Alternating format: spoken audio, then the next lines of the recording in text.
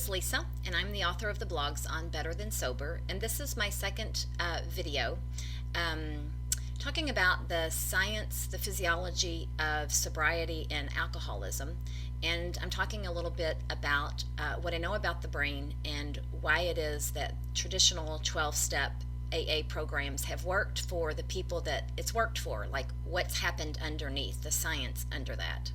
And I didn't say in the first video, but I'm saying it now. And if you have an interest in what I'm saying, I'm happy to send you a PDF or a copy of what I'm talking about. Sometimes I may leave some things out or forget to say everything. So if you'd like it in writing, that's no problem. Just check in the notes below the video and I'll get that to you. So let me just recap from the first video. We basically have two brains. Our brains developed from the bottom up.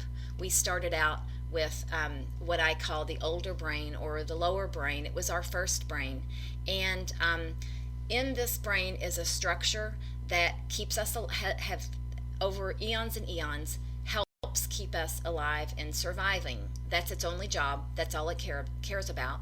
And as we're living, it things that we encounter in our environment, it's constantly scanning, and as it runs across something, it immediately gives it a value of either essential for survival or detrimental to survival. And the way it does that is based on how that feels to us.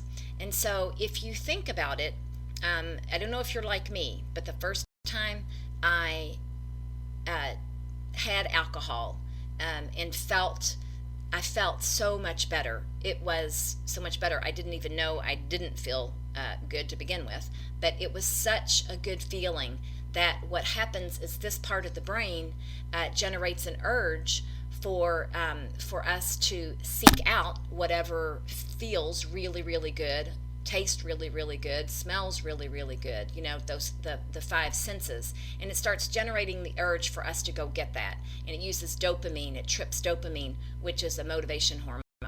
Okay, but what happened over eons and eons is, and I've showed you my little prefrontal cortex. This is our prefrontal cortex, our newer modern brain, still hundreds of thousands of years old, so don't be tricked.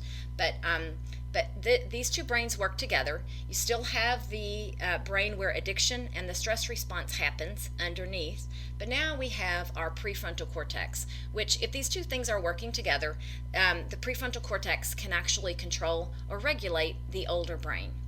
However, in about 30% of us, me included, because alcohol felt so good, and because it is an unnaturally high feeling, an unnaturally good feeling that we've never felt before, the brain goes, oh my gosh, that's so good, we have to go get that, and it generates again the really intense urge to drink.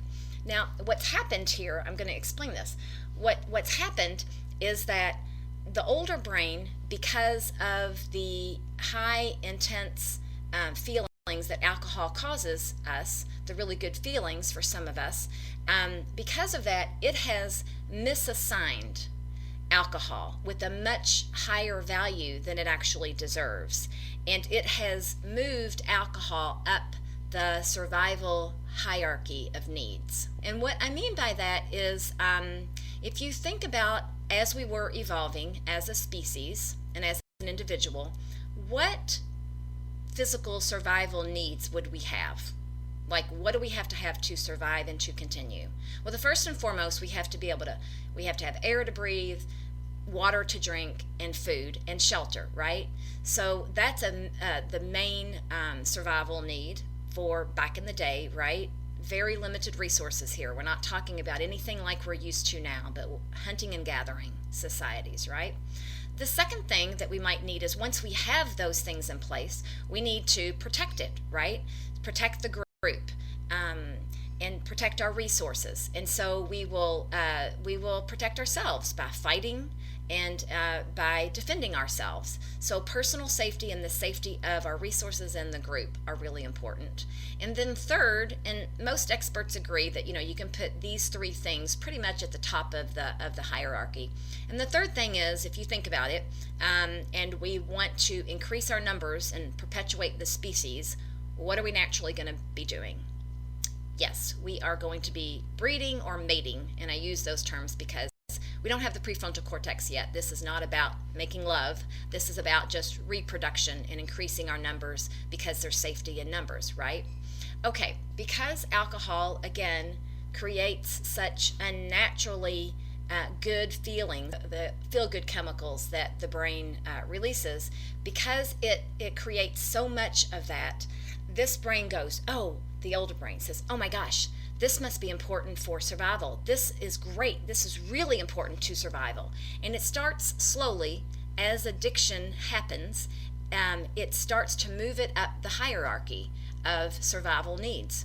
And I can explain this by how many times have you known someone, or normal drinkers will say, I can't believe what these addicted people will do for their drug of choice. Like, it becomes more important than sex. When you're really addicted, you couldn't care less about being intimate.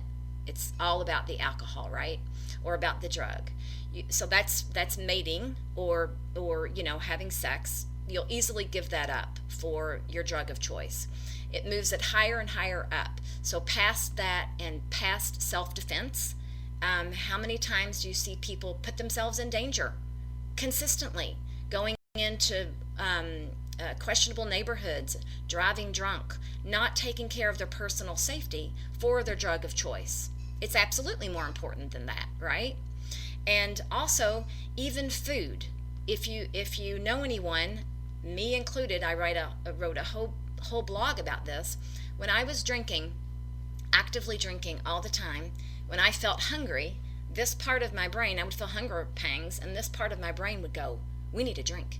And I would go straight to alcohol. I would so much rather drink than eat. What's happened there? I mean, who does that, right? And so normal drinkers and normal people just go, this is insane. This is crazy, right? And the first person to write about this was Bill Wilson. He's the author of the first AA book, the 1930s, and he writes about this on page 37 with the jaywalker parable. And that parable, quickly, is that a man keeps walking in front of moving traffic. And the first time he breaks both legs, it winds up in the hospital. Once he's healed, he comes back out, walks in front of traffic, gets hit, breaks his back, whatever. And people say, this is insane. This is crazy. Where's the logic? Why is he not realizing he can't walk in front of traffic? Why are they not realizing they can't drink?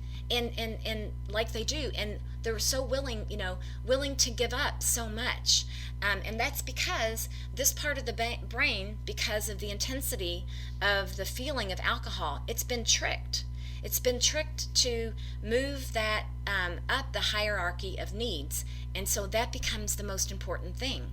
And some of us are willing to give up a lot.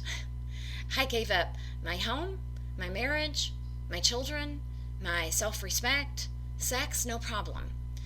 That's what's happened.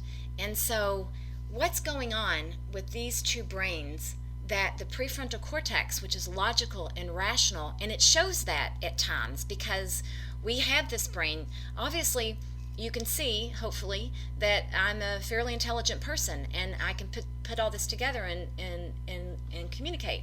I clearly have a prefrontal cortex that works really well sometimes, but why not with this alcohol thing? What's going on with that? So in my next video, I'm going to explain what's going on with that. And if you like what I've said and you want to see this in writing, I'm happy to send you the document that I put together to do these videos. And so just in the comments, if you just click there, I'll be happy to send you a link, and you can read all about this, because I'm sure I've left some things out. And in the meantime, check out my blogs on my website. It's betterthansober.com. and read some more, learn some more, and I'll see you back here next week. Thank you for watching. I hope this was helpful.